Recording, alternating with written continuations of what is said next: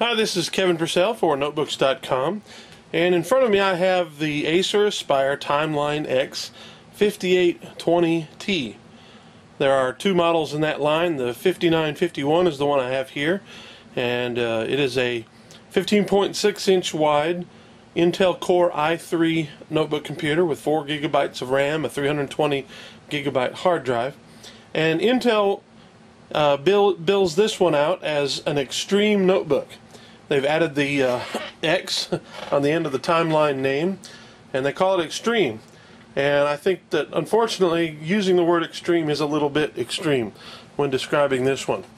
It's a good, decent notebook, as Acer is normally considered sort of the low-end line, and this one kind of bucks that trend just a little bit. But let me show it to you. First of all, you have the full keyboard here with a number pad off to the side, which is nice for those who are business users and crunching lots of numbers. My personal preference is to not have one, so I can have the keyboard in the middle, but that's a personal thing. It has a nice big trackpad, which is very sensitive, and I like the trackpad, although I'm not a trackpad fan. Unfortunately, it's got just the one key instead of two dedicated right and left keys, but despite that fact, it works well. As you can see from the screen, it is a glossy screen, and it's a 16 by 9 ratio. It has a 1366 by 768 resolution, which means you can watch 720p HD video on it.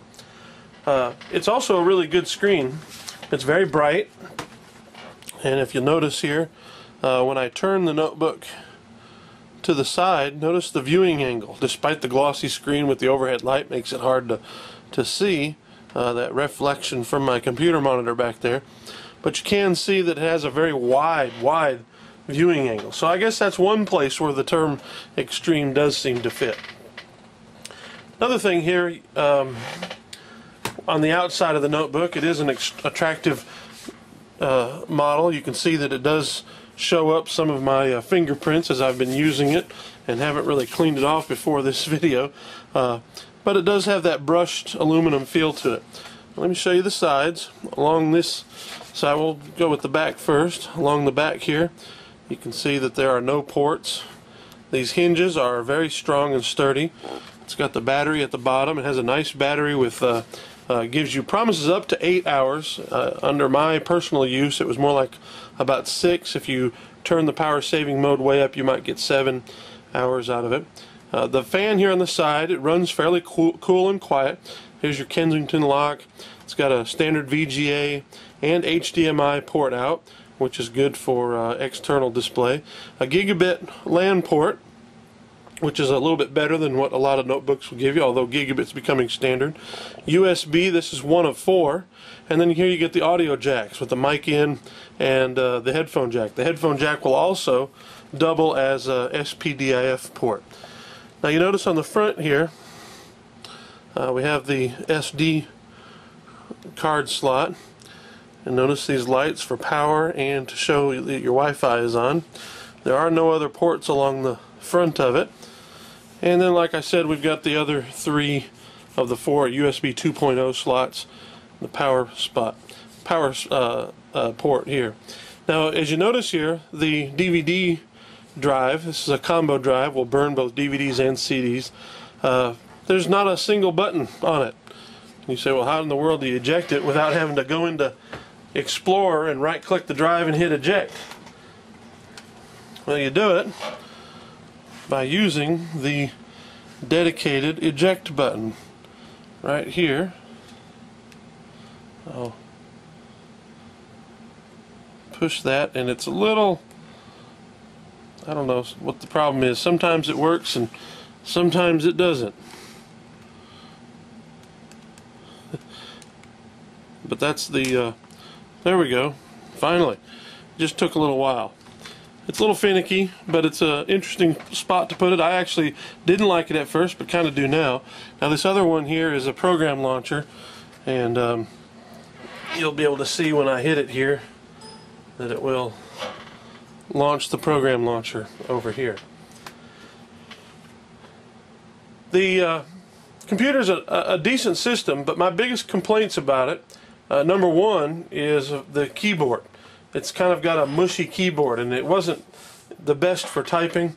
The indicators to show that you're on the home key there, the F and the J key, are barely there. You can't hardly feel it, so I was often looking down trying to figure out where my hands were on the keys.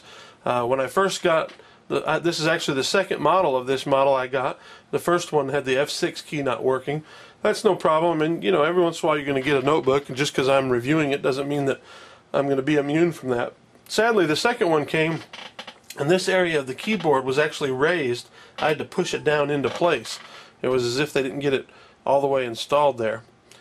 So that's one complaint, and that's a big one for me. I need a really good keyboard since I do a lot of writing. So if you don't, that may not be an issue, but if you do, honestly, steer clear.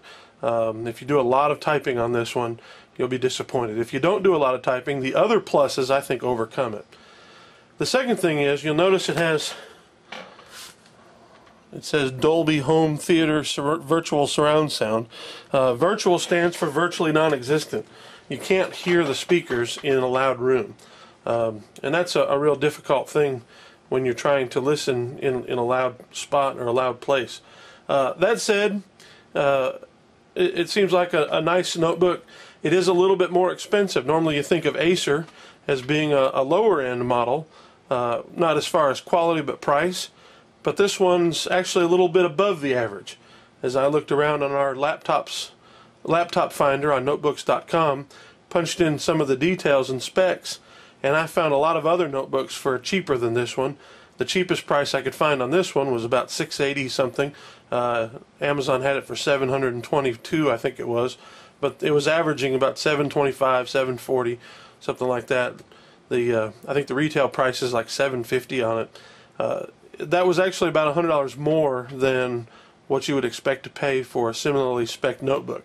So I was kind of surprised about that. That might make it a deal breaker for some. But if you want a computer that's going to do an awful lot, it doesn't compromise in a lot of different areas, except for the keyboard. It is a do-it-all kind of jack-of-all-trades system.